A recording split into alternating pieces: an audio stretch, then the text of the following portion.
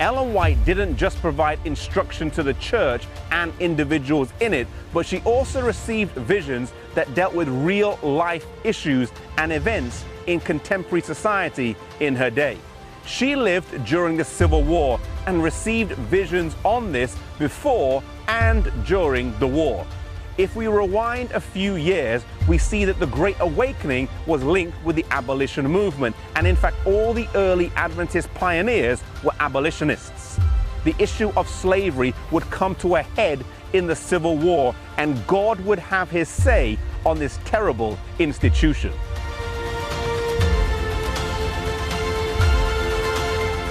South Carolina would be the first state to secede on the 20th of December 1860, and 23 days later, Ellen White would have her first Civil War vision in Parkville, Michigan, here in this church.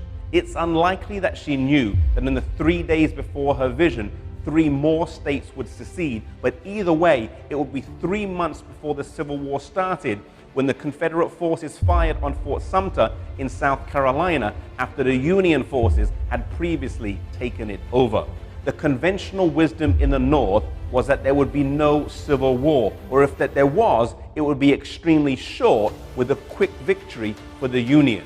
Ellen White correctly predicted that there would be war, that there would be a long war, and that people in her audience that day would lose sons in the war.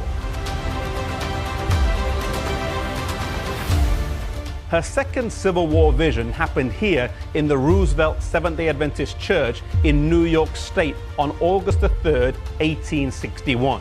She was standing behind this very pulpit, though it would have been located on the other side of the church. She saw that slavery was a sin and that upholding it was in direct contrast to the teachings of Christ. She also saw that God was using the Civil War to punish both sides, the South for practicing slavery and the North for so long suffering its overreaching and overbearing influence. Perhaps most fascinating of all was her insight into the Battle of Manassas, sometimes called the Battle of Bull Run.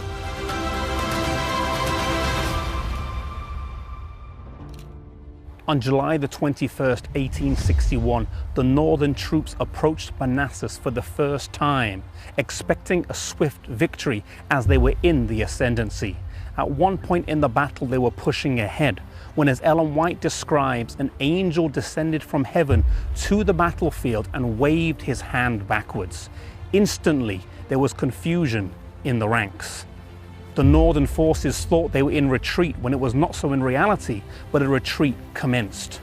Lieutenant Colonel W.W. Blackford, writing later, says that the lines of blue that had been so well defined and unbroken suddenly became like a swarm of bees running away as fast as they could.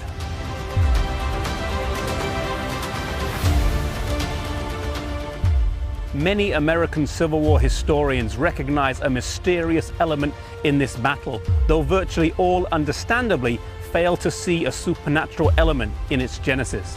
Today at the battlefield of Manassas, you can see the various plaques that dot the field that recount the sudden retreat of the Northern troops and an unlikely victory that was won that day for the South.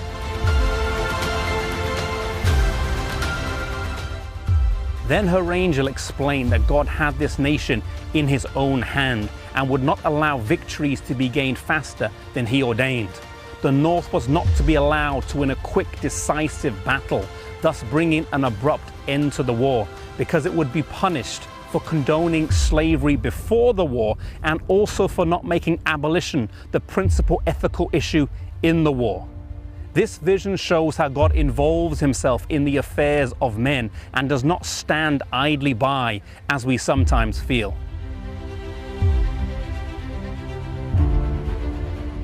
The prophetic gift was given to address a major social and political issue of the day, showing the relevancy and practical side of it.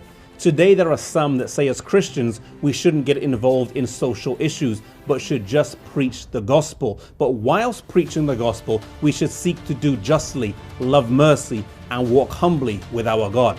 Some of the issues that have been around for centuries are still around in our day, and as Christians we should seek to fight injustice and seek mercy for others.